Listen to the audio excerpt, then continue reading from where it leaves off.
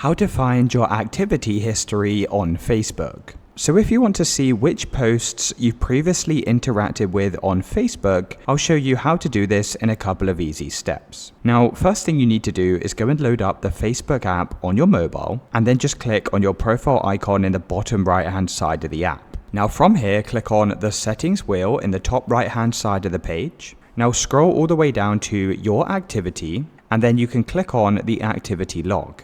Now click on the drop down arrow next to your Facebook activity, and here you'll see the different sections. So you can see which posts you previously commented and reacted to. You can also see your previous post information, and there's a bunch of other activity as well. So I'm just going to click on comments and reactions, and here you'll see a full list of your activity. Now you can also click on the filter icon to go and filter these posts. And if you scroll down the page, you'll see all of the posts you've previously reacted to. Let me know in the comments if you found this video helpful.